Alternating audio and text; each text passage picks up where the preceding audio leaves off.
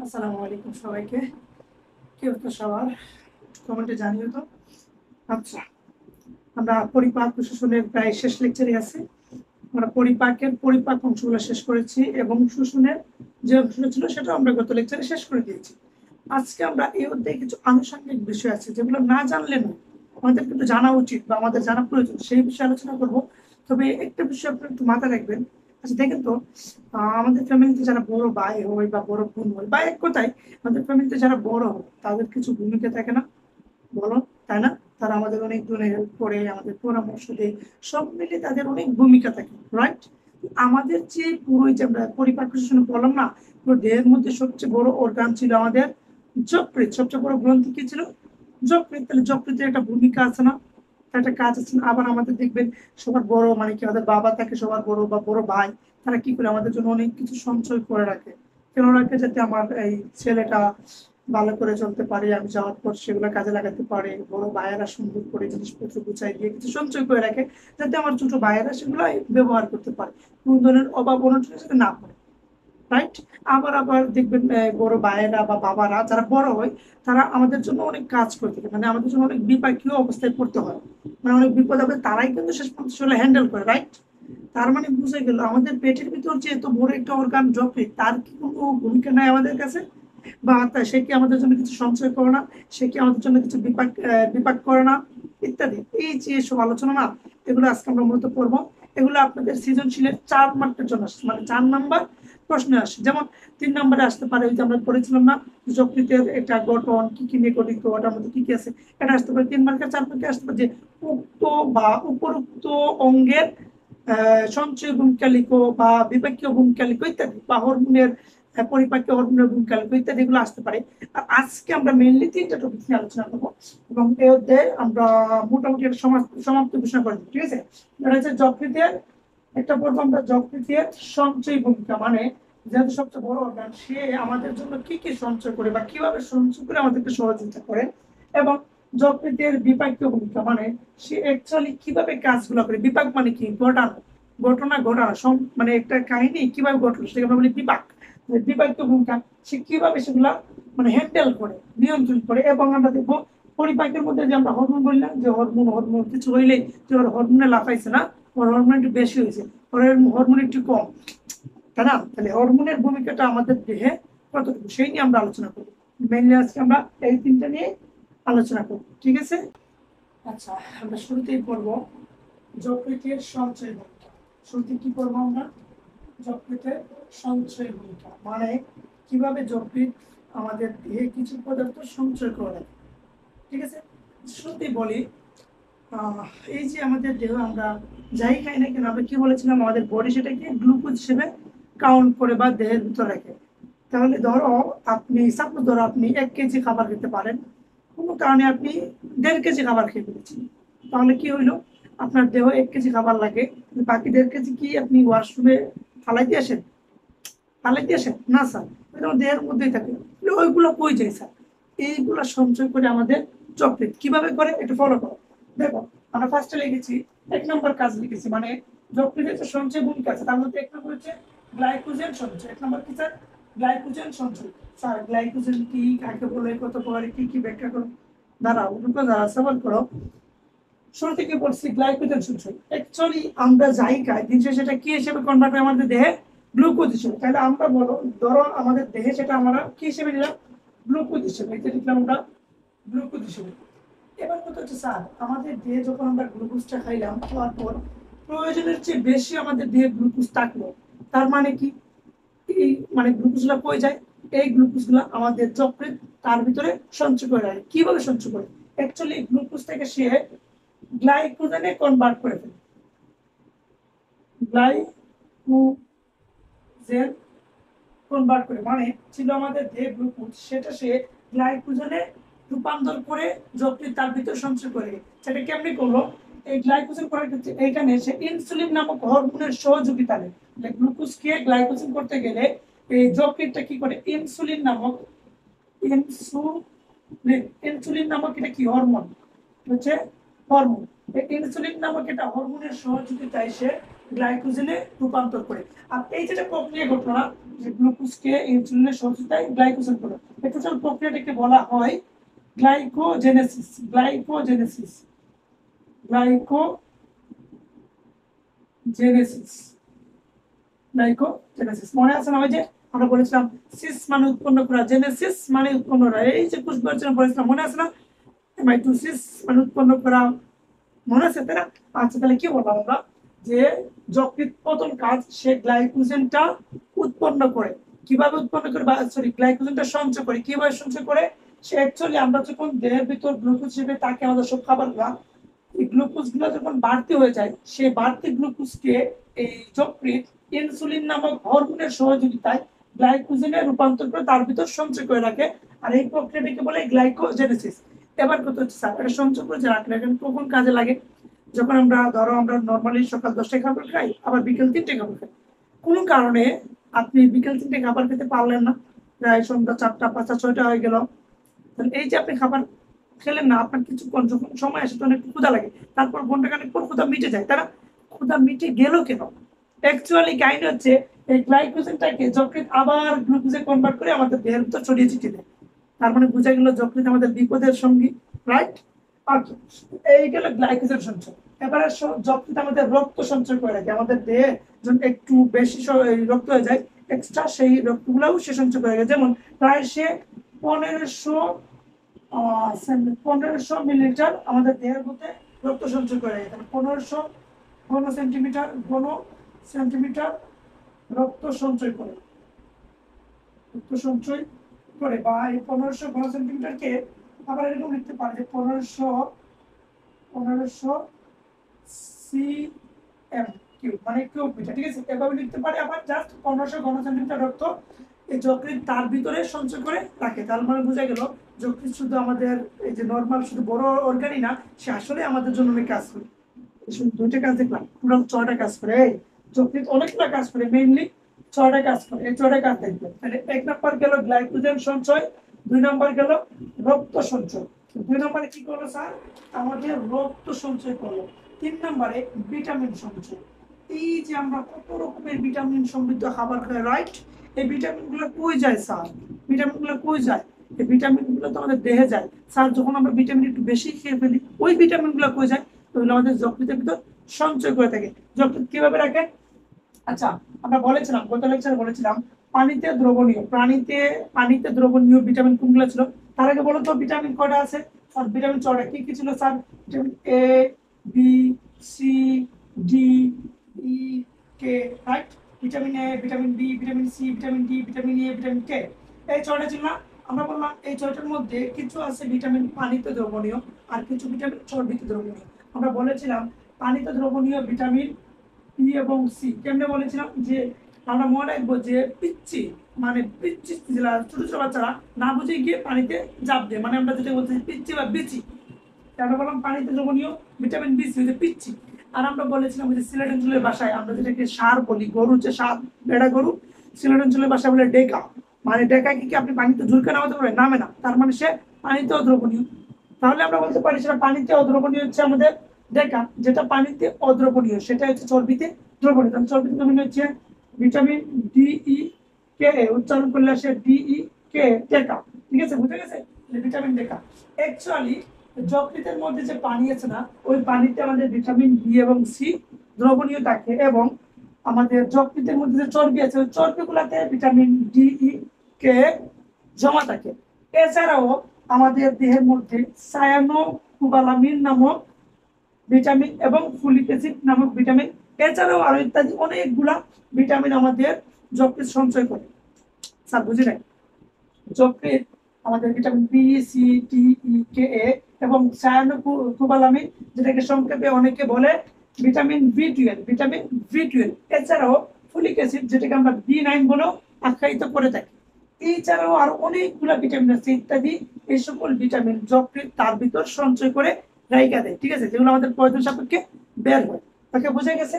এই যে আরেকটা শব্দ এখানে ফলো করবো, আমি কি বলছি? যকৃতের ভিতর কি থাকে? পানি থাকে, আবার চর্বিও থাকে। এখন প্রশ্ন করবো স্যার যকৃতের চর্বি আসে, চর্বি কোথেকে আসে?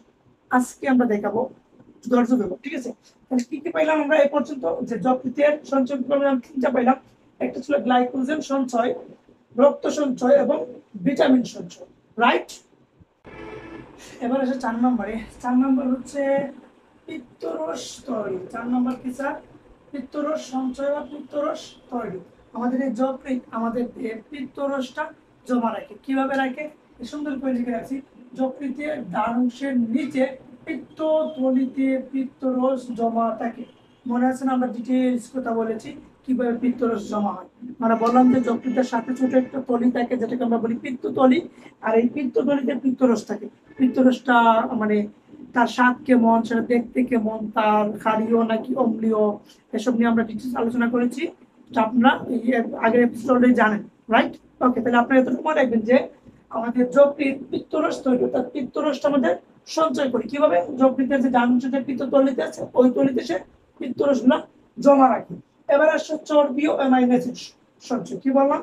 চর্বি প্লাস অ্যামাইনো অ্যাসিড, চর্বি এবং অ্যামাইনো অ্যাসিড সঞ্চয়। খুব সহজ কথা, এই যে আমরা লিখে রেখেছি যে অ্যামাইনো অ্যাসিড গুলা আমাদের যকৃৎ তার ভিতরে সঞ্চয় করে রাখে।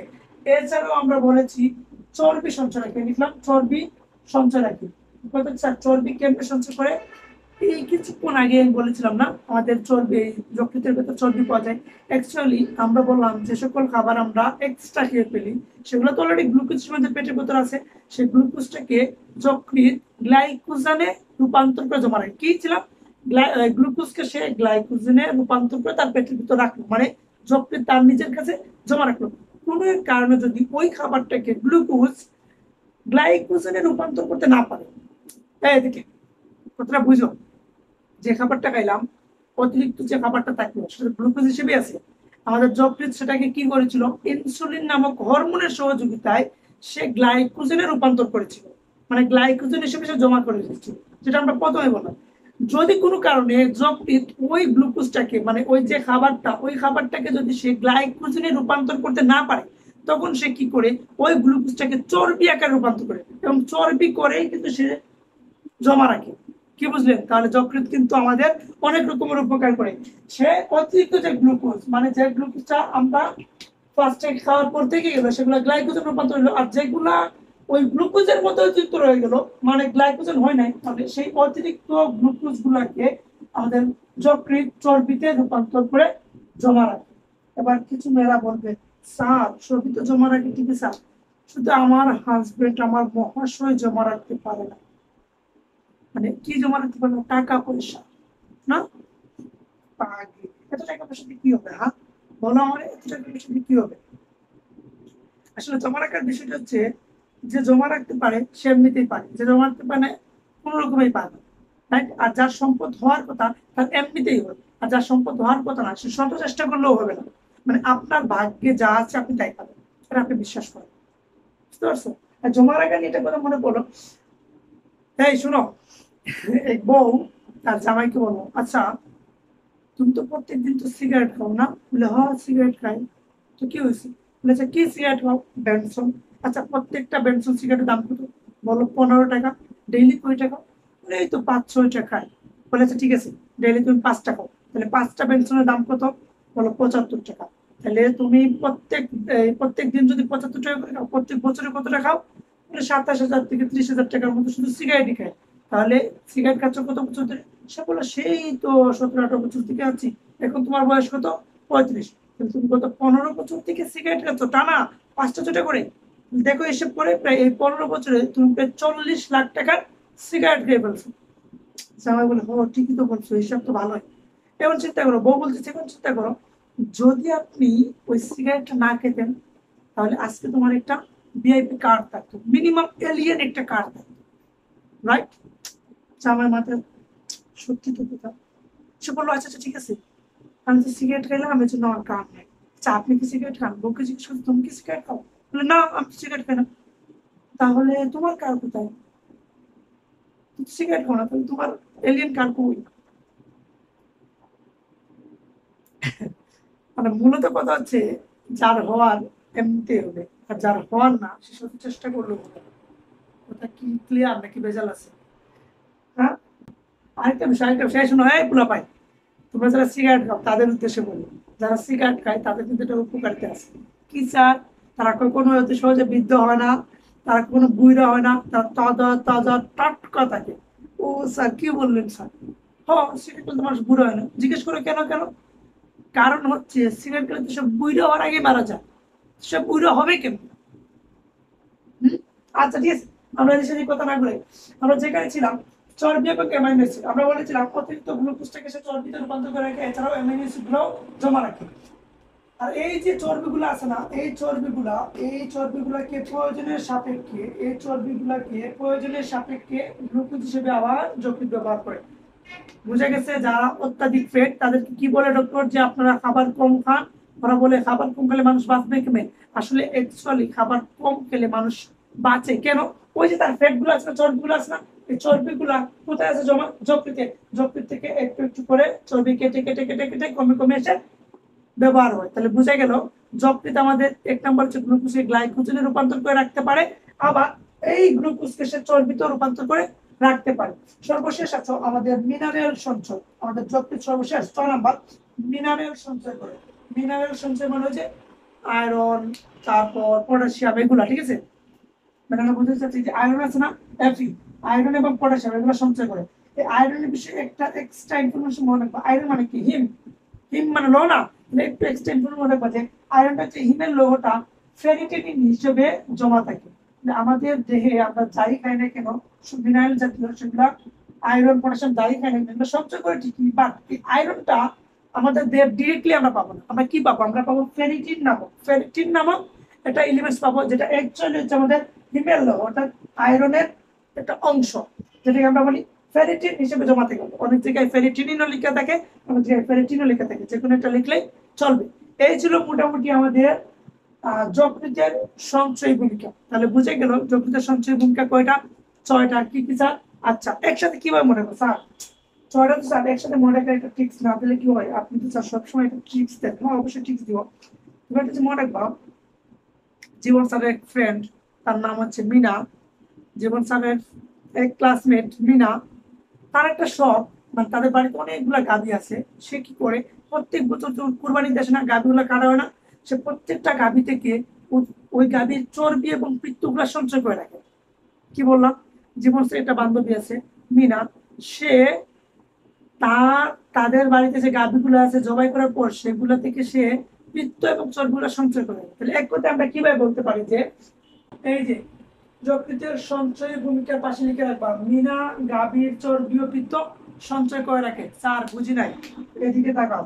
এই দেখো মিনা, মিনা না, এই যে মিনা, মনে রাখবা এই মিনা। মিনা মানে মনে রাখবা মিনারেল। মিনা মানে কি রাখবা? মিনারেল সঞ্চয়। মিনা মানে মিনারেল সঞ্চয়। গ দিয়ে মনে রাখবা গ্লাইকোজেন সঞ্চয়। গ দিয়ে কি দেখবা? গ্লাইকোজেন সঞ্চয়, যেটা আমরা 1 নম্বরে লিখেছিলাম। আর এই যে ব দিয়ে মনে রাখবা ভিটামিন সঞ্চয়। বি দিয়ে মনে রাখবা কি? ভিটামিন সঞ্চয়। ব দিয়ে কি মনে রাখবা? ভিটামিন সঞ্চয়।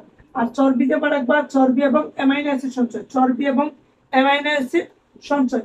আর পিত্ত দিয়ে মনে রাখবা পিত্ত, পিত্তরস সঞ্চয়। এছাড়া যে র আছে না, গাভীর র আছে না, এই র দিয়ে মনে রাখবা রক্ত সঞ্চয়। র দিয়ে কি রাখবা?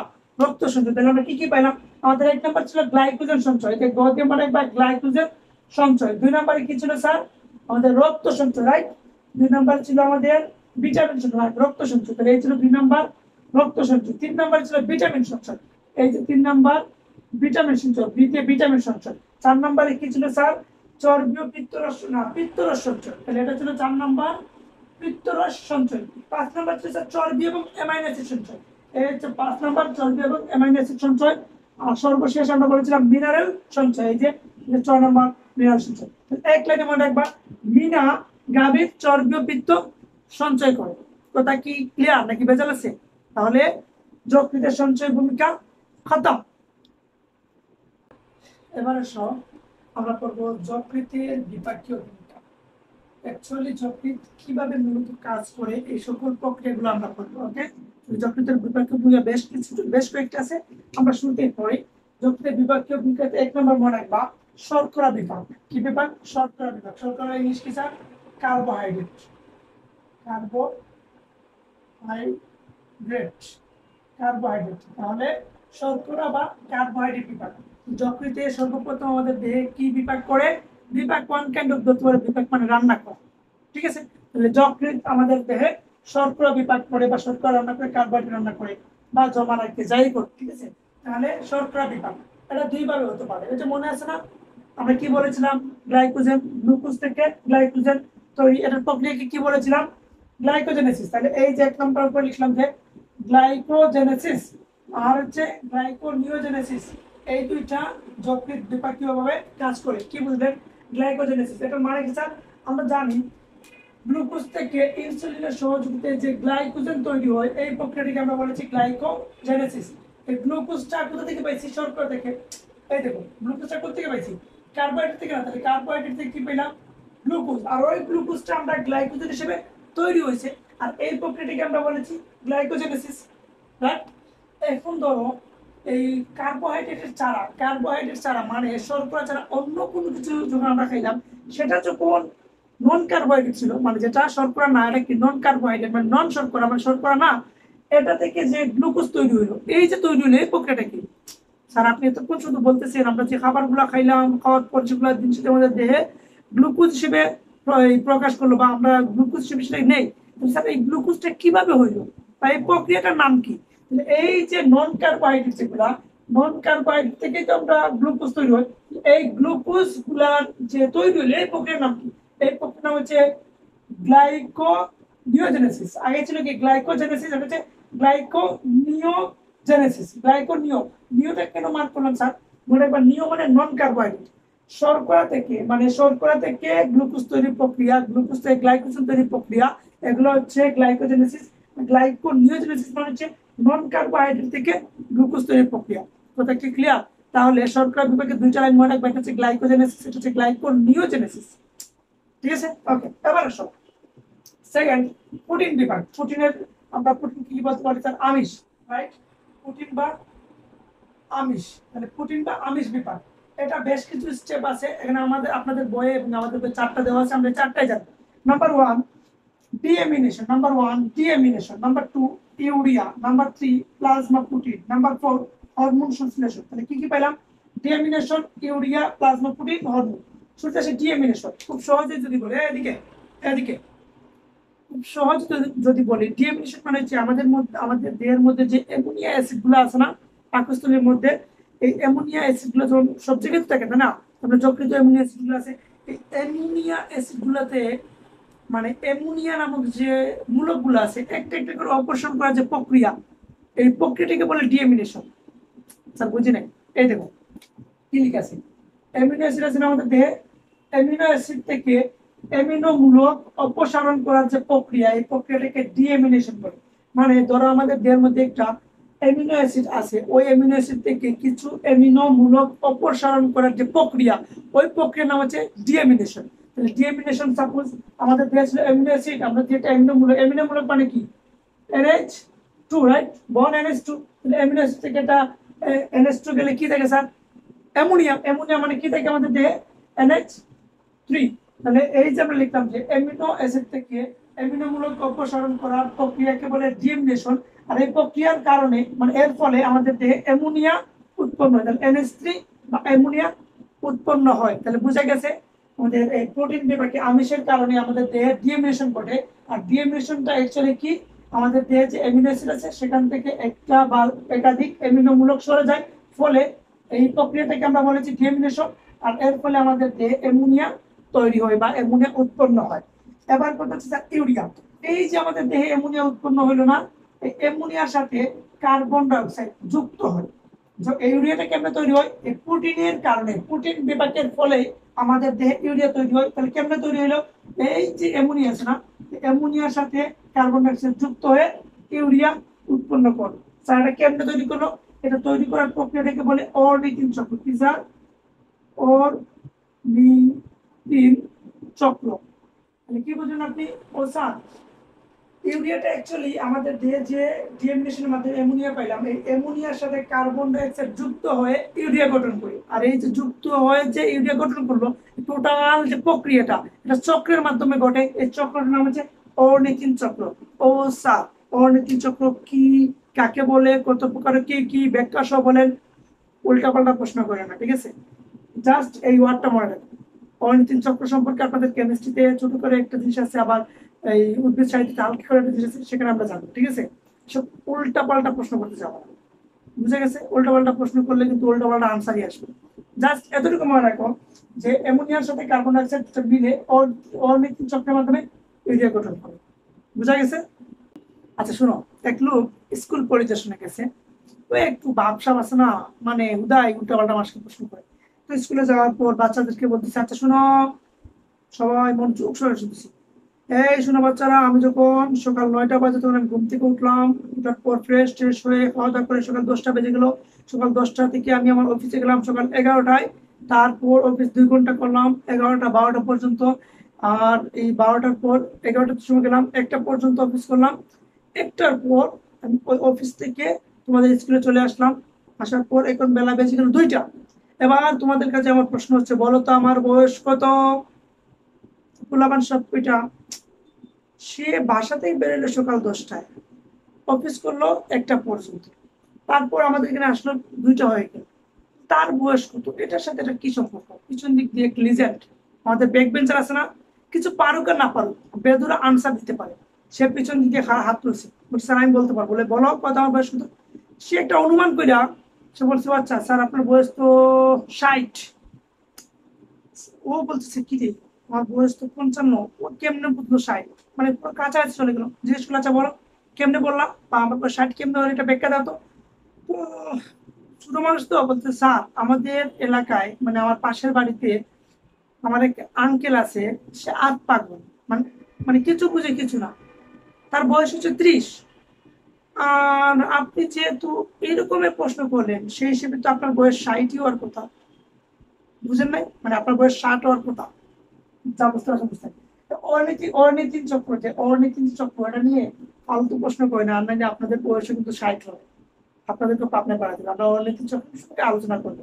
আপনাদের এতটুকু মনে রাখবো, ইউরিয়াটা অ্যামোনিয়া এবং কার্বন ডাইঅক্সাইড মিলে অর্নিথিন চক্রের মাধ্যমে ইউরিয়া গঠন করে। এবার আসো প্লাজমা প্রোটিন। আমাদের এই প্রোটিন যেটা আছে, আমিষ বা প্রোটিন, সেটা আমাদের দেহের মধ্যে প্রোটিন উৎপন্ন করে। কি উৎপন্ন করে স্যার? প্রোটিন উৎপন্ন করে। এবার কত স্যার, আমাদের দেহে অনেক রকমের প্রোটিন আছে, প্রায় 11টা 12টা প্রোটিন আছে, বুঝা গেছে? অনেকগুলো প্রোটিন আছে, তার মধ্যে সবগুলা প্রোটিন এই এই প্রোটিন বিপাকের মাধ্যমে তৈরি হয়ে থাকে। কি বললাম? আমিষ বা প্রোটিনের মাধ্যমে আমাদের দেহের সবগুলা প্লাজমা প্রোটিন তৈরি হয়। তার মধ্যে একটা মাত্র প্রোটিন আছে যেটা আমাদের দেহে এই যে প্লাজমা প্রোটিন নয় বা প্রোটিন বিপাকের মাধ্যমে উৎপন্ন হয়, সেটা হচ্ছে গামা গ্লোবিউলিন। গামা গ্লোবিউলিন কি লিখলাম? লিখে রাখো, এই যে গামা গ্লোবিউলিন, এটা একমাত্র প্লাজমা প্রোটিন যেটা অ্যাকচুয়ালি আমাদের প্লাজমা প্রোটিনের মধ্যে পড়ে না বা প্রোটিন বিপাকের মাধ্যমে উৎপন্ন হয় না। কি বুঝলেন আপনি? গামা গ্লোবিউলিনটা হচ্ছে প্রোটিন বিপাকের মাধ্যমে উৎপন্ন হয় না, তাহলে এটা কেমন? এটা হচ্ছে এক্সেপশনাল, পরে আমরা আলোচনা করবো।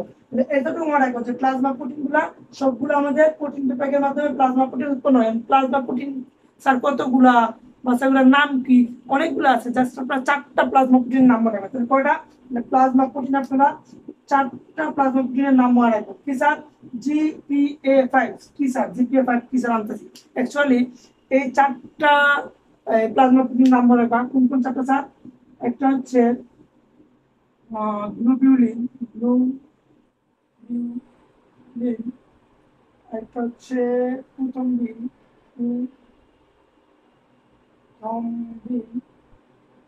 আরেকটা হচ্ছে অ্যালবুমিন,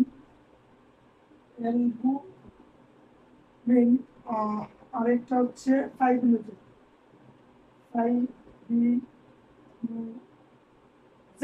কি কি বললাম? একটু বলো এদিকে দেখা ফলো কর, কি কি লিখছি আমরা? আমরা লিখছি যে প্লাজমা প্রোটিন 4টা নাম লিখলাম, যে গ্লোবিউলিন, পুতম্বিন, অ্যালবুমিন, ফাইব্রিনোজেন। এই 4টাকে আমি খুব সহজ করে লিখছি, যে আপনার জিপিএ5 চিল্লাপালা করো, তো প্রোটিনটা ভাব পেজে লিখছি। জিপিএ5 মানে জি দিয়ে গ্লোবিউলিন, জি দিয়ে গ্লোবিউলিন, পি দিয়ে পুতম্বিন, এ দিয়ে অ্যালবুমিন, 5 দিয়ে ফাইব্রিনোজেন। আপনারা আবার পরীক্ষায় এরকম প্লাজমা প্রোটিন লিখে এরকম লিখেছেন না, জিপিএ5 উৎপন্ন হয়, স্যার আপনাকে গাদার টেম দিবে। আর যদি মানে স্যার যদি সম্ভব তাহলে আপনাকে একটা হাতের ডিম দিবে। আপনি কি লিখবেন?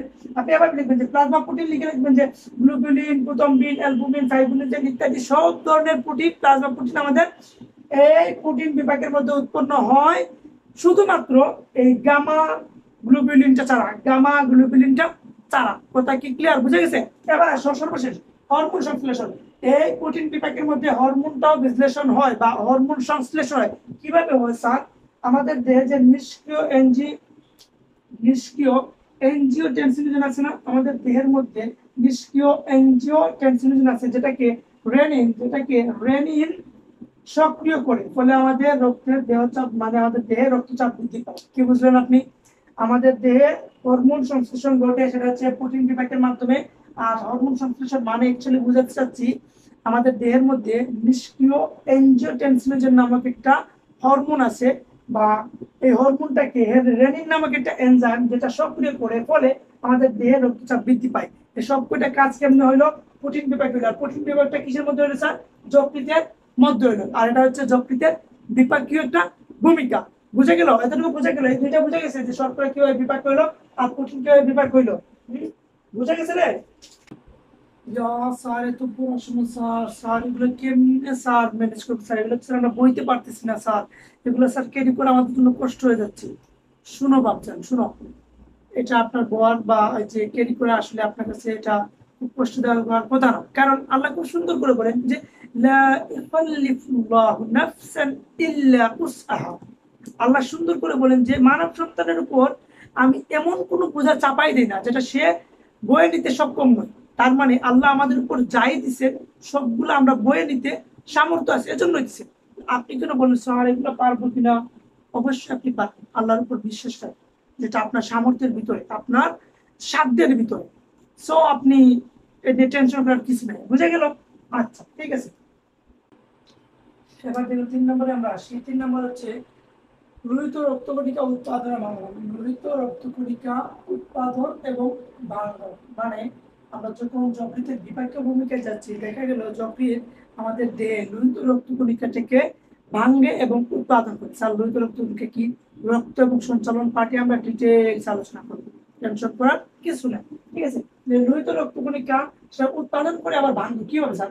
আমাদের যখন আমরা যখন বাচ্চা ছিলাম বা শিশুদের দেহে যে লোহিত রক্তকণিকা সেটা উৎপন্ন হয় যকৃৎ থেকে। আমরা লিখে রাখতে শুরু করি যে শিশুদের দেহে লোহিত রক্তকণিকা উৎপন্ন হয় যকৃৎ থেকে। আর যখনই আমরা প্রাপ্তবয়স্ক হয়ে যাই তখনই আমাদের দেহটা, প্রাপ্তবয়স্কদের লোহিত রক্ত উৎপন্ন হয় অস্থিমজ্জা থেকে, মানে হাড় থেকে। তাহলে বোঝা গেল যখন আমরা ছোট থাকি, ছোট বাচ্চা দেখি প্রায় মায়ের ভ্রূণ থেকে শুরু করে 6 মাস পর্যন্ত, ঠিক আছে, তখন কিন্তু আমাদের এমব্রায়োসেট মায়ের গর্ভে থেকেই আমাদের একটা আমাদের এই দেহে তখন ওই লোহিত রক্তগুলো সাপ্লাই হয় মায়ের এমব্রায়োসেট থেকে, ঠিক আছে, মায়ের গর্ভ থেকে।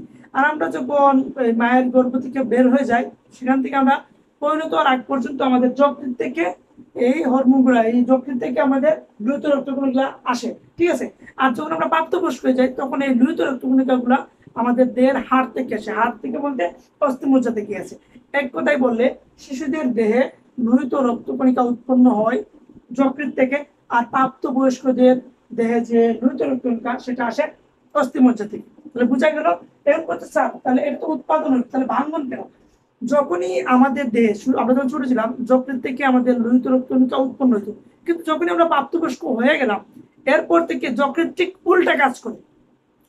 আমরা যখন প্রাপ্তবয়স্ক হওয়ার আগ পর্যন্ত যকৃৎ কি করতো? আমাদের দেহে লোহিত রক্তকণিকা উৎপন্ন করতো। আর যখনই সে দেখলো যে না আমি আর উৎপন্ন করতে পারতেছি না, সবগুলো এখন অস্ত্রোপচার করতেছে, প্রাপ্তবয়স্ক হয়ে গেছে, তখন সে ঠিক বিপরীত করলো। তখন তার কাছে লোহিত রক্তকণিকা গুলো আসলে সে ভেঙে ফেলে। আগে সে উৎপন্ন করতো, পরে সে লোহিত রক্তকণিকাকে ভেঙে ফেলে। তার মানে বোঝা গেল লোহিত রক্তকণিকা আমাদের দেহে উৎপন্ন হয় আবার ভাঙে। সেটা কিসের মাধ্যমে স্যার? অ্যাকচুয়ালি যকৃতের বিপাকীয় মাধ্যমে। বোঝা গেছে? ওকে, এবার আসুন 4 নম্বর হচ্ছে হিমোগ্লোবিনের ভাঙন। এতক্ষণ দেখলাম লোহিত রক্তকণিকার ভাঙন, এবার দেখবো আমরা হিমোগ্লোবিনের ভাঙন। হিমোগ্লোবিন কথাটা খেয়াল করে একটু। হিমোগ্লোবিন, তাহলে এখানে কটা বার আছে? যে হিমোগ্লোবিনকে বাংলা দুইটা শব্দ পাওয়া যায়, হিমো এবং গ্লোবিন। একটা হচ্ছে হিমো, একটা হচ্ছে গ্লোবিন। আর সহজ করে একটা আছে হিম, একটা গ্লোবিন। এই যে গ্লোবিন আছে না, এই গ্লোবিনটা অ্যাকচুয়ালি হচ্ছে প্রোটিনের একটা অংশ। মানে এই গ্লোবিনটা অ্যাকচুয়ালি হচ্ছে একটা অণু, মানে এটা প্রোটিন অণুর অংশ। তাহলে বোঝা গেল হিমোগ্লোবিনের মধ্যে দুইটা পার্ট, একটা হচ্ছে হিম, একটা হচ্ছে গ্লোবিন। গ্লোবিনটা অ্যাকচুয়ালি যে প্রোটিনের একটা অংশ। আর হিম, এই হিমের সাথে আরেকটা জিনিস থাকে।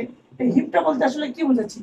হিমটা বলতে অ্যাকচুয়ালি বুঝাচ্ছি আমরা লৌহ বা আয়রন, লৌহ বা আয়রন। যে যেটা আমরা লৌহ বা আয়রন বলতে কি অ্যাকচুয়ালি এটার ভিতরে হিম থাকে। হিম বলতে কি ছিল? ফেরিটিন, মনে আছে না? এই যে হিম, এই হিমের সাথে আরেকটা সুন্দর শব্দ থাকে, সেটা হচ্ছে বিলিবার্ডিন। কি থাকে স্যার? বিলিবার্ডিন। বিলিবার্ডিন, আর এই বিলিবার্ডিনটা দেখতে থাকে সবুজ। এই বিলিবিনটা দেখতে থাকে সবুজ। আর সময়ের পরিক্রমায় এই বিলিবার্ডিনটা বিলিরুবিনে রূপান্তর হয়। এই লৌহ এবং আয়রন, হিম থেকে কি লৌহ এবং আয়রন এবং বিলিবার্ডিন, এই দুটো থাকে না? এটা হচ্ছে সবুজ। এবং এই লৌহ থেকে বিলিবার্ডিনটা আলাদা হয়ে এক সময় সে বিলিরুবিনে রূপান্তর হয়। কি স্যার? বিলিরুবিনে রূপান্তর হয়, সেটা দেখতে লাগে হলদে। স্যার কি শুরু করলেন স্যার, কিছু বোঝা যায় না। বললাম হিমোগ্লোবিনের বাঙ্গন, মানে যকৃতে হিমোগ্লোবিনের বাঙ্গনটা ঘটে কিভাবে ঘটে? আমরা জানি হিমোগ্লোবিনের দুইটা পার্ট, এটা হচ্ছে হিম, এটা হচ্ছে গ্লোবিন। এই হিমটা হচ্ছে প্রোটিনের অংশ, শেষ গেল। এই হিমের মধ্যে লৌহ বা আয়রন থাকে, সাথে বিলিবার্ডিন থাকে। এই লৌহটা তো থাকেই কিছু, মানে যখন এই বিলিবার্ডিনটা হিম থেকে আলাদা হয়ে যায়, আর অ্যাকচুয়ালি বিলিবার্ডিনটা হচ্ছে দেখতে সবুজ, আলাদা হওয়ার পর সেটা আস্তে আস্তে বিলিরুবিনে রূপান্তর হয়। আর এই বিলিরুবিনটা তখন দেখতে দেখায় হলদে। তাহলে এতটুকু বুঝতে পারছো? ওকে, এবার আসো হরমোনের ভূমিকা। এবার আসো হরমোনের বাঙ্গন।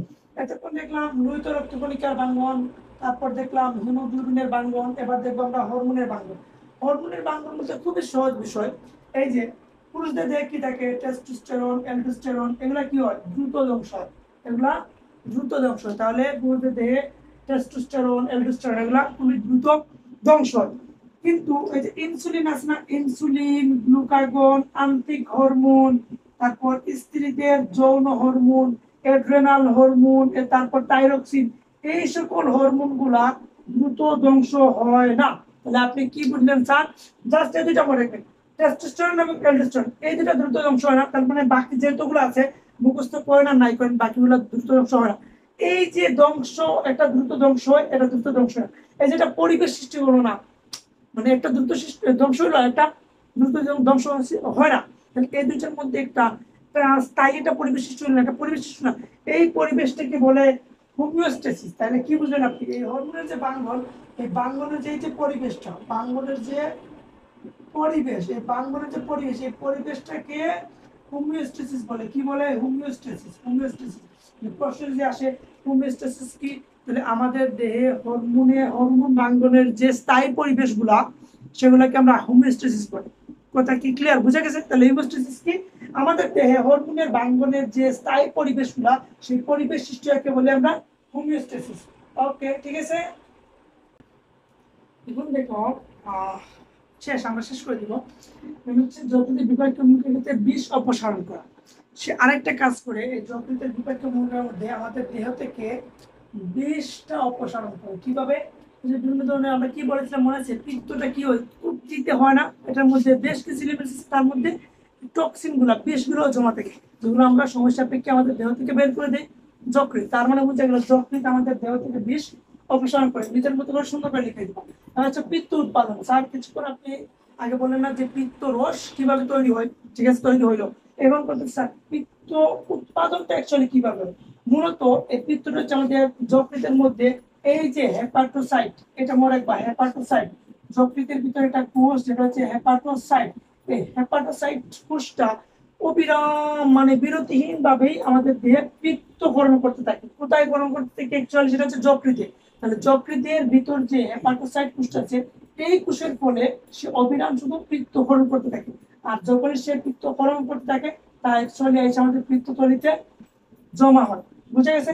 এখন কত চাল পিত্ত তো জমা হইলো ঠিকই, এই পিত্তথলির ভিতরে আরেকটা কোষ আছে, যেটা আমরা বলি স্ট্রয়েড কোষ। কি বলি স্যার? স্ট্রয়েড কোষ। এই স্ট্রয়েড কোষটা পিত্ত লবণ উৎপন্ন হয়। এবার স্যার কাহিনী করছে পিত্ত লবণ। আচ্ছা, এই পিত্ত লবণ আছে না, এই পিত্ত লবণের ভিতর আবার দুইটা জিনিস পাওয়া যায়, একটা হচ্ছে সোডিয়াম গ্লাইকোকুলেট, আর একটা হচ্ছে সোডিয়াম টরোকুলেট। স্যার কি শুরু করলাম স্যার, কিছুই বুঝি না। আচ্ছা একটু দেখো, একটু দেখো আমি কি বলছি। পিত্ত উৎপাদনের ক্ষেত্রে মনে রাখবা, যকৃতের একটা কোষ হেপাটোসাইট, তার কাজ হচ্ছে অবিরাম পিত্ত ক্ষরণ করা। এই পিত্তগুলো যখন ক্ষরণ করে, সেগুলো সে পিত্তথলিতে জমা হয়। ভালো কথা। এই পিত্তথলির ভিতরে স্ট্রয়েড একটা নামক কোষ আছে, যে কোষটা পিত্ত লবণ উৎপন্ন করে। পিত্ত রসের ভিতর পিত্ত লবণ উৎপন্ন করে। আর এই পিত্ত লবণ যে উৎপন্ন করলো, এই পিত্ত লবণ উৎপন্ন করার কারণ হচ্ছে তার ভিতরে একটা হচ্ছে সোডিয়াম গ্লাইকোকুলেট আছে আর সোডিয়াম টরোকুলেট। এবার মজার কাহিনী হচ্ছে, তোমরা কি মনে আছে আমরা যখন প্লান্ট রিপ্রোডাকশন করেছিলাম ইমাস্কুলেশন, মনে আছে না? ইমাস্কুলেশন কি ছিল? যে একটা পুংস্তবকের যে ওইটা কাটা ফেলার যে প্রক্রিয়া, ওটাকে আমরা বলেছিলাম ইমাস্কুলেশন। যে একটা পুংজনন কোষের তার স্পাম যাতে প্রজনন না ঘটায় সেজন্য আগে থেকে সেটা কেটে ফেলা, সেটাকে আমরা বলেছিলাম ইমাস্কুলেশন। কি বলেছিলাম? যে ইমাস্কুলেশন, রাইট? এখন আরেকটা শব্দ দেখো, ইমালসিফিকেশন। এখন আরেকটা শব্দ দেখো, ইমালসিফিকেশন। আগেটা ছিল ইমাস্কুলেশন, যে একটা ফুলের যে পুংজনন কোষটা কেটে ফেলা, সেটাকে আমরা বলছি ইমাস্কুলেশন। আরেকটা শব্দ দেখো, ইমালসিফিকেশন। তাহলে ইমালসিফিকেশন আসলে কি? খুব সহজ ভাষায়, এই যে আমাদের স্ট্রেট কি পেলাম? পিত্ত লবণ না? এই পিত্ত লবণ কি করে আমাদের দেহে যে চর্বিগুলো আছে না, আমাদের দেহের যে চর্বিগুলা, সেগুলাকে বড় বড় যে চর্বিগুলো সেগুলো কেটে কেটে ছোট করো। এই যে পিত্ত লবণ, আমাদের পিত্তরসের ভিতর যে পিত্ত লবণ, এই পিত্ত লবণ আমাদের দেহের চর্বিগুলোকে কেটে কেটে ছোট ছোট টুকরো পরিণত করে। আর এই যে টুকরো করার যে প্রক্রিয়া, এই প্রক্রিয়াটাকে বলে ইমালসিফিকেশন। তাহলে কি বললেন? দুটাই কাটাকাটির বিষয়।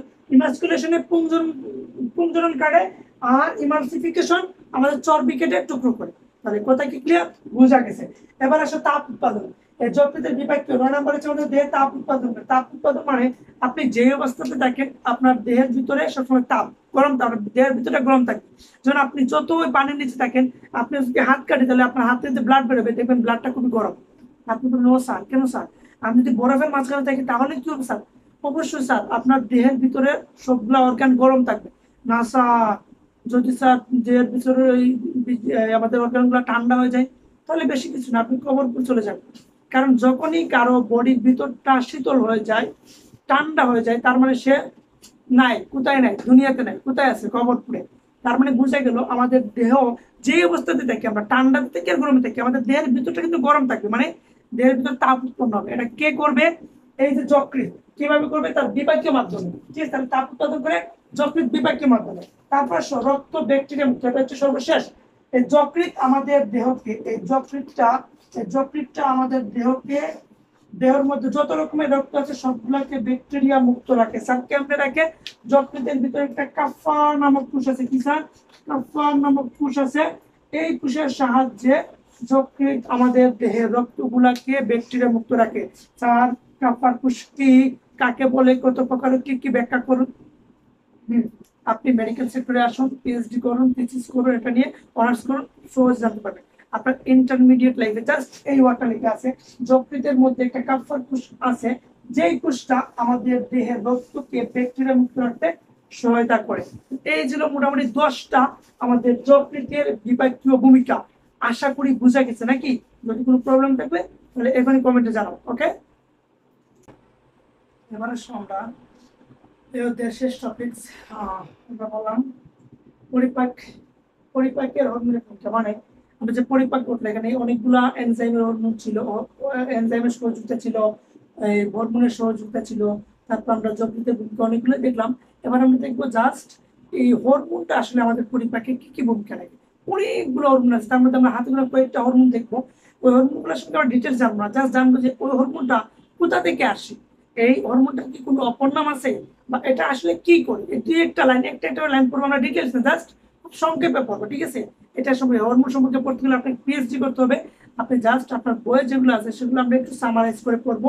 আপনার নিচ থেকে বই একবার রিডিং করবেন, একবার না কয়েকবার পড়বেন, তাহলে হয়ে যাবে। ঠিক আছে, শুরুতে করি। প্রথমে মনে রাখবেন পরিপাক হরমোনের ভিতরে গ্যাস্ট্রিন নামক একটা হরমোন আছে। Gastrin, secretin, plus cholecystokinin, somatostatin, enterokinin, peptide Y Y আরো আছে, আমরা লিখবো। শুরুতে করি আমরা গ্যাস্ট্রিন। এই গ্যাস্ট্রিন শুরুতে মনে রাখবেন, গ্যাস্ট্রিনটা আসার কোথা থেকে ফলিত, মানে কোথা থেকে আসে। এই গ্যাস্ট্রিনটা আসে মূলত জি কোষ থেকে। কোথা থেকে স্যার? জি কোষ থেকে। জি কোষ বলতে আমরা বুঝছি ডিওডেনামের আমাদের ডিওডেনাম আছে না, ডিওডেনাম কোষ কোথায়? ওই যে স্যার আমাদের ক্ষুদ্রান্তের মধ্যে একটা অংশ ছিল না, ডিওডেনাম। ওই ডিওডেনামের মধ্যে একটা কোষ আছে যেটার নাম হচ্ছে জি কোষ। তাহলে আমরা কি বলবো? যে গ্যাস্ট্রিনটা হচ্ছে ডিওডেনামের জি কোষ থেকে, ডিওডেনামের জি কোষ থেকে ফলিত হয়। শেষ খতম। স্যার জি কোষ কি, কাকে বলে, কত প্রকার, কি হয়েছে? আধ পাগলের মতো উল্টাপাল্টা প্রশ্ন করবে না। এই আপনার বইয়ে জাস্ট এই ওয়ার্ডটা আছে, এই ওয়ার্ডটা আপনি আপাতত মনে রাখেন। এটা নিয়ে আলোচনা করলে আপনাকে এই জিকুস নিয়ে আলোচনা করলে আপনাকে 2-3টা লেকচার দেওয়ার প্রয়োজন হবে। সো আপনি জাস্ট নামটা মনে রাখেন। তাহলে আমরা কি বললাম, গ্যাস্ট্রিনটা হচ্ছে ডিওডোনামে জিকুস থেকে খরিত হয়। এছাড়া এই জিকুস থেকে যখন খরিত হয়, এটা আসলে কি করে, এটা আসলে স্যার ওই গ্যাস্ট্রিক গ্রন্থিকে গ্যাস্ট্রিক দূষণে সাহায্য করে। তাহলে গ্যাস্ট্রিন যে হরমোন, এই হরমোনটা অ্যাকচুয়ালি আসে আমাদের ডিওডোনামের জিকুস থেকে, যেটা গ্যাস্ট্রিক গ্রন্থিকে উদ্বুদ্ধ করে যে গ্যাস্ট্রিক দূষণকরণ করে। আরেকটা বিষয় মনে রাখবেন, এই জিকুস থেকে যেটা আসলো আমাদের যে গ্যাস্ট্রিক, এই গ্যাস্ট্রিক হরমোনটা আমাদের দেহে যে হাইড্রোক্লোরিক অ্যাসিড আছে না, এটার ক্ষরণটা নিয়ন্ত্রণ করে। ঠিক আছে, ওই যে মনে আছে না আমাদের আলফা এবং বিটা, তারপর সোমাটোস্ট্যাটিন, মনে আছে না, এগুলো কি করছিল, দুইটার ব্যালেন্স রাখছিল। আর সব মিলিয়ে আমাদের দেহে হাইড্রোক্লোরিক অ্যাসিডের যে ক্ষরণ, যেটা খরিত হয়, এটা নিয়ন্ত্রণ করে গ্যাস্ট্রিন। তাহলে গ্যাস্ট্রিন কি কি করে, এটা হচ্ছে জিকুস থেকে খরিত এটা গেল, সে মূলত গ্যাস্ট্রিক গ্রন্থি থেকে যে গ্যাস্ট্রিক দোষ আসে এটা সে উদ্বুদ্ধ করে, এবং হাইড্রোক্লোরিক অ্যাসিড যে হাইড্রোক্লোরিক যে অ্যাসিড এটাকে সে নিয়ন্ত্রণ করে। কথা কি ক্লিয়ার? ওকে, এবার আসো সিক্রেটিন। মনে রাখবা এই সিক্রেটিনটা হচ্ছে আমাদের ফার্স্ট আবিষ্কৃত হরমোন। কি স্যার? এই সিক্রেটিনটা হচ্ছে আমাদের যে হরমোনগুলো যেগুলো আছে না, সর্বপ্রথম যে আবিষ্কার করেছিল এই সিক্রেটিন হরমোনটাকে আবিষ্কার করেছিল। এবং মনে রাখবা এই সিক্রেটিন হরমোনটাও ডিওডোনামের এস কোষ থেকে আসে। কি স্যার? ডিওডোনামের এস কোষ থেকে আসে। এই সবগুলো দেখবা মোটামুটি ডিওডোনাম থেকে আসে। আর ডিওডোনামটা আসলে অ্যাকচুয়ালি কি স্যার? ক্ষুদ্রান্তের অংশ। মনে আছে ডিওডোনাম মানে কি? আচ্ছা, এই ক্ষুদ্রান্ত আছে না, এই ক্ষুদ্রান্তের কয়টা অংশ? ক্ষুদ্রান্ত স্যার 3টা আসে। কি ছিল sir? D J I, duodenum, jejunum, ileum, তাই না? আর এই ক্ষুদ্রান্তটা কিসের অংশ? আন্তরিক গ্রন্থের অংশ না? আন্তরিক গ্রন্থ না, এর মধ্যে কি ছিল, এটা ছিল বৃহদান্ত্র, এটা ছিল ক্ষুদ্রান্ত। তাহলে 3 সবগুলাই কিন্তু আন্তরিক গ্রন্থ। আপনি যদি মনে না থাকে যে ডিওডোনাম, তাহলে আপনি লিখবেন যে ক্ষুদ্রান্ত জিকুস। যদি ক্ষুদ্রান্ত মনে না থাকে, কারণ ক্ষুদ্রান্তের মধ্যেই তো ডিওডোনাম, তার মানে কি ডিওডোনামের জিকুস মানে কি ক্ষুদ্রান্তের জিকুস। ক্ষুদ্রান্তের জিকুস মানে কি আন্তরিক গ্রন্থের জিকুস।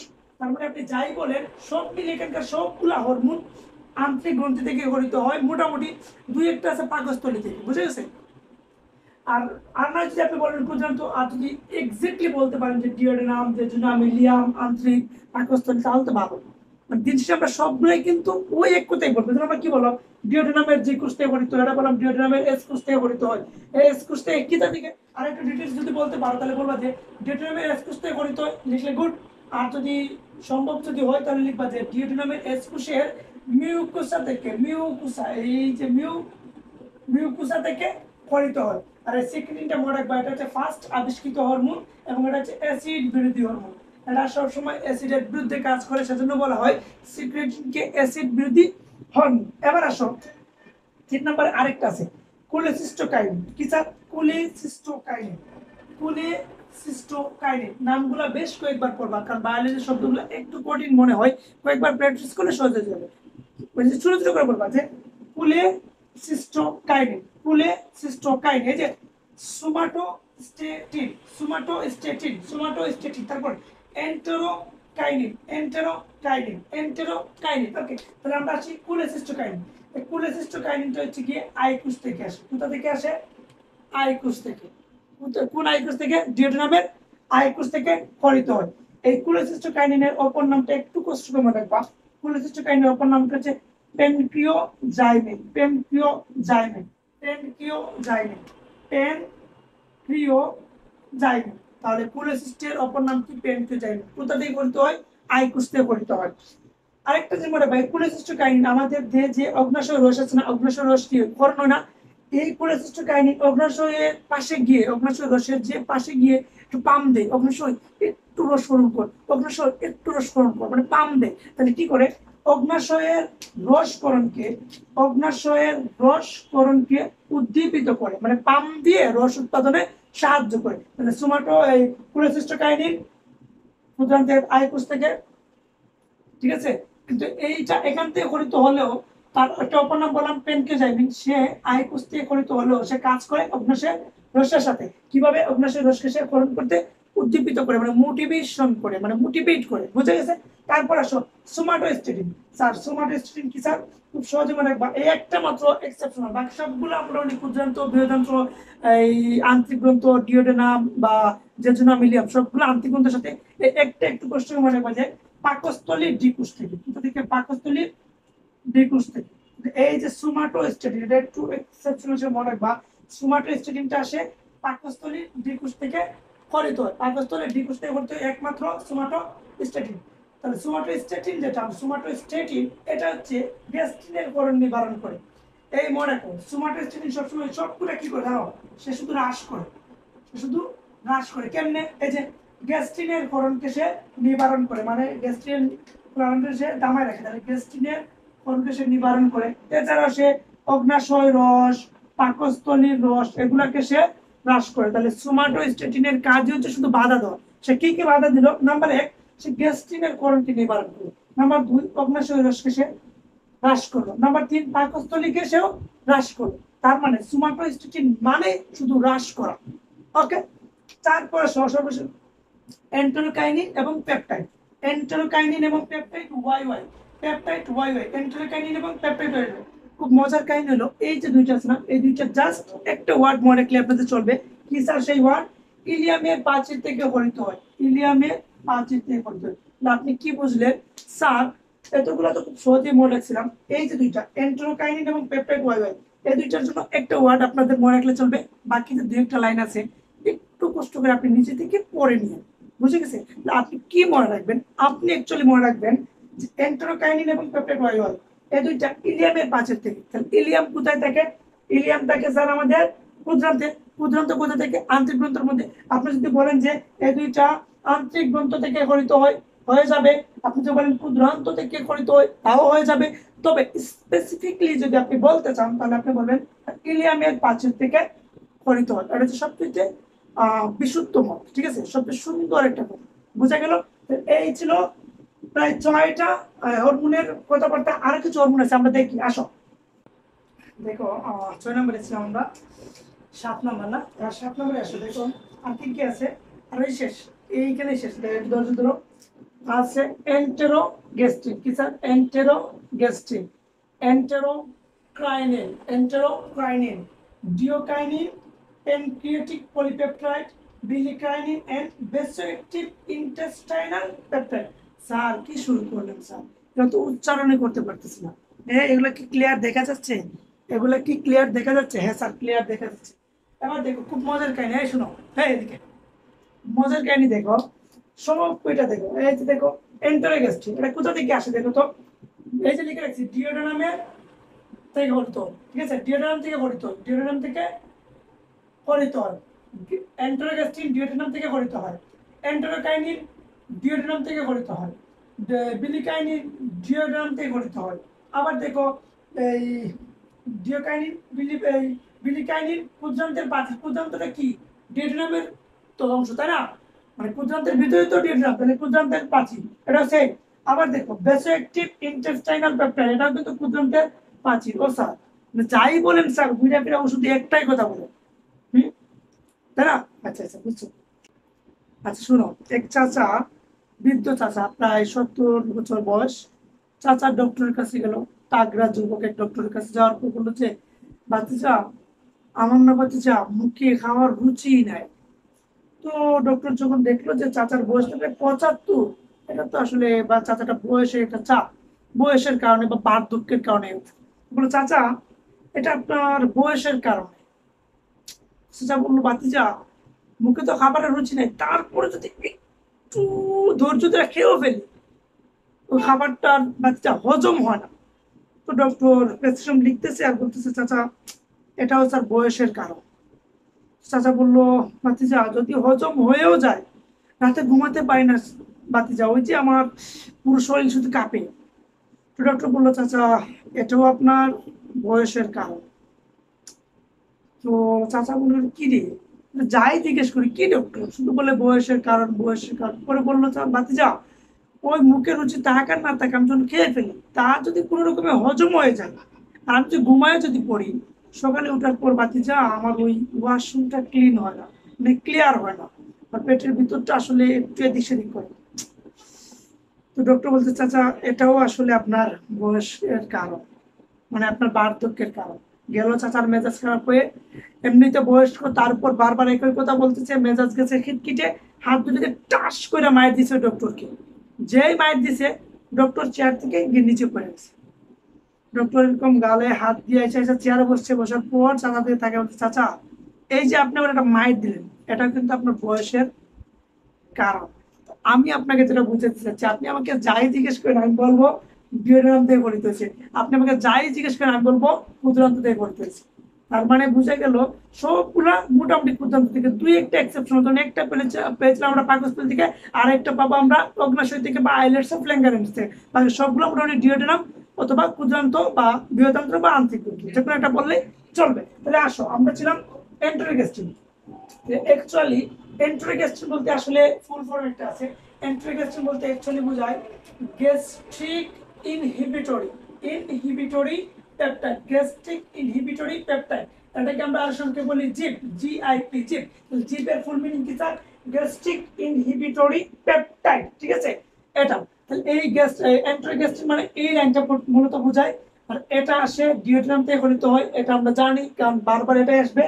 আর এই এন্টোরোগ্যাস্ট্রিন, তাহলে মনে করো আমরা বলি না তুই আমার এন্ট্রি, তুই আমার বিরুদ্ধে, এন্ট্রি মানে কি? বিরুদ্ধে। তাহলে এই যে এন্টোরোগ্যাস্ট্রিন, তাহলে তার কাজ হচ্ছে গ্যাস্ট্রিক জুসকে ক্ষরণে বাধা দেওয়া, গ্যাস্ট্রিক জুস ক্ষরণে বাধা দেওয়া। তাহলে এন্টোরোগ্যাস্ট্রিন গ্যাস্ট্রিক ইনহিবিটরি পেপটাইড বলা হয়, জিআইপি। এটা ডিওড্রাম থেকে গঠিত হয়, এটার কাজ হচ্ছে গ্যাস্ট্রিক জুসকে ক্ষরণ করাতে বাধা দেওয়া। এবার আসো এন্টেরোকাইনিন। ও স্যার আপনি কিছুক্ষণ আগে আরেকটা পড়াইলেন স্যার, যে এবার পড়াইছিলেন না স্যার যে এন্টুরুকাইনিন পড়াইছিলেন না স্যার? এন্টুরুকাইনিন স্যার কিছুক্ষণ আগে পড়াইছিলেন স্যার, একটা জিনিস ফলো করছো, বানানের মধ্যে ফলো করছো। এটা কি? এন্টুরুকাইনিন, এটা ছিল কাইনিন, একটা হচ্ছে কাই আর একটা হচ্ছে ক্রাই। তাহলে কি বুঝলেন আপনি? এন্টেরোকাইনিন আর এন্টেরোক্রাইনিন বুঝে গেছে? একটা হচ্ছে আই আর একটা হচ্ছে সিআরআই, ঠিক আছে? সিআরআই, ঠিক আছে? ক্রাই, তাহলে বুঝে গেল? ওকে, তাহলে এন্টেরোক্রাইনিন মানে এটাও ডিওড্রামে গঠিত হয়। এটার কাজ হচ্ছে লিভার কোন গ্রন্থিকে উজ্জীবিত করা। ওই যে আমরা পড়েছিলাম না, মনে আছে না, আমরা কয়টা আন্তরিক গ্রন্থ নাম করেছিলাম না? লিভারপুল, আর্জেন্টিনা ফিন, এর মধ্যে একটা হচ্ছে লিভারপুল। এই লিভারপুল যেটা এই গ্রন্থিটাকে উদ্দীপিত করে, মানে এটাকে জাগ্রত করতে সাহায্য করে এন্টেরোকাইনিন। এটা ক্লিয়ার? এবার আসো ডিওকাইনিন। আচ্ছা, ডিওকাইনিন সেই পুরাতন কথা ডিওড্রাম থেকে গঠিত হয়। ডিওকাইনিনটা হচ্ছে গুনারের গ্রন্থিকে উদ্দীপিত করে, গুনারে। তাহলে এন্টেরোক্রাইনিন লিভারপুল আর ডিওকাইনিন গুনারের গ্রন্থিকে উজ্জীবিত করে। এই দুইটা লাইন খুবই খুবই ইম্পর্টেন্ট এবং এমসিকিউতে আসে এবং আসবে। এই দুইটা মোস্ট ইম্পর্টেন্ট। এন্টেরোকাইনিনের কাজ কি আর ডিওকাইনিনের কাজ কি, এছাড়াও বিলিকাইনিন, এটাও ইম্পর্টেন্ট, ঠিক আছে? এই তিনটা। এবার আসো ডিওকাইনিন বললাম ডিওড্রাম থেকে, গুনারের গ্রন্থি থেকে। Pancreatic polypeptide. ও স্যার প্যানক্রিয়াটিক পলিপেপটাইড কোথায় পাওয়া যায় মনে আছে? অগ্নাশয়। তাহলে প্যানক্রিয়াটিক যে পলিপেপটাইড এটা কোথা থেকে আসে? এটা আইলেটস অফ ল্যাঙ্গারেন্স। ওই যে আমরা বলেছিলাম অগ্নাশয়ের মধ্যে যে কোষটা থাকে সেটাকে আমরা বলছিলাম আইলেটস অফ ল্যাঙ্গারহ্যান্স, রাইট? এই আইলেটস অফ ল্যাঙ্গারহ্যান্স থেকে প্যানক্রিয়াটিক পলিপেপটাইড গঠিত হয়। এটার কাজ তাহলে কি হবে? অবশ্যই অগ্নাশয় রসের সাথে সম্পৃক্ত। এটার কাজ হচ্ছে অগ্নাশয় রসকরণে বাধা দেওয়া, অগ্নাশয় রসকরণে বাধা দেওয়া। তাহলে বোঝা গেল প্যানক্রিয়াটিক পলিপেপটাইড মানে হচ্ছে সেটা হচ্ছে আইলেটস অফ ল্যাঙ্গারেন্স থেকে গঠিত হয়। আর প্যানক্রিয়াটিক পলিপেপটাইড যে হরমোন তার কাজ হচ্ছে অগ্নাশয় রসকে বাধা দেওয়া। ওকে, তার পাশে বিলিকাইনিন। আচ্ছা, বিলিকাইনিন মানে কি? বিলি আছে না, এই যে বিলাই, বিলিকাইনিন এটা ক্ষুদ্রান্তের পাশে থেকে আসে। এই যে বিলাই আছে না, মনে আছে? বিলাই করেছিলাম আমরা সর্বশেষ লেকচারে, কি পড়েছিলাম? ওই যে আমাদের শোষণে কি ছিল? মাইক্রোবিলাই, যেটা আমাদের খাদ্য শোষণ করে, তাই না? এটা ইম্পর্টেন্ট। এই যে বিলাইটা, এই বিলাইয়ের যে কোন কাজ করে আমাদের শোষণ করি, এত শক্তি পাই থেকে? এই শক্তিটা পাই মূলত যে বিলিকাইনিন নামক হরমোন থেকে। বিলিকাইনিন নামক যে হরমোন সেটা আমাদের বিলাইয়ের কার্যক্ষমতা বৃদ্ধি করতে সাহায্য করে। তাহলে বিলিকাইনিনটা মোস্ট ইম্পর্টেন্ট, কারণ বিলিকাইনিন হরমোনটা আমাদের দেহের যে বিলাই আছে সেই বিলাইয়ের কার্যক্ষমতা বৃদ্ধি করতে সাহায্য করে। কথা কি ক্লিয়ার? এবার আসো সর্বশেষ, এই শোনো, এখানে ডিঙ্কুনাকুর ড্যান্স দাও। আমাদের এই চ্যাপ্টার এখানে শেষ, এই একটা লাইন পড়ে সর্বশেষ কি বললাম? যে ভ্যাসোঅ্যাক্টিভ ইন্টেস্টাইনাল পেপটাইড। স্যার আমাদের কি স্যার দাঁত মুখ কি স্যার বাঁকা করে বলতে হবে? আপনি বায়োলজি পড়বেন আর মুখটিকে একটু এদিক সেদিক করবেন না, এটা কোনো কথা? কিভাবে পড়বে? যে ভ্যাসোঅ্যাক্টিভ ইন্টেস্টাইনাল পেপটাইড, ভ্যাসোঅ্যাক্টিভ ইন্টেস্টাইনাল পেপটাইড, যেটা আমাদের প্রতিদিনের প্রাচীর থেকে আসে। এটা আমরা সেই ওই যে চাচার মতো বার্ধক্যের কারণ। আর এটার কাজ কি? এটার কাজ খুবই সহজ। জাস্ট মনে রাখবা, অন্ত্রের রক্তজালিকাকে প্রসারিত করে এবং গ্যাস্ট্রিক অ্যাসিডকে নিঃসরণ বন্ধ করে। এই ছিল মোটামুটি আমাদের পরিপাকে হরমোনের ভূমিকা। এই বারোটা আপনার এমসিকিউর জন্য পড়বেন এবং পরীক্ষা 4 মার্কের জন্য প্রায় চলে আসে। সো নিজের মতো করে পড়ে নেবেন, এবার কয়েকবার বইটা একবার রিডিং করবেন, তাহলে এই লেকচারটা আপনার জন্য সহজ হয়ে যাবে। ঠিক আছে, আজকের মতো আমরা এখানে রাখছি। তার মানে পরিপাক শোষণ অধ্যায় শেষ। সোনার বাংলাদেশ যা ছিল কপালে আমরা দেখাই দিচ্ছিলাম বোর্ডে। মামলা ডিসমিস, আসামি খালাস। সবাই ভালো থাকবা, সুস্থ থাকবা, নিজের যত্ন নিবা, আর পড়াশোনাকে একটু মায়া করবা। ওকে, আল্লাহ হাফিজ।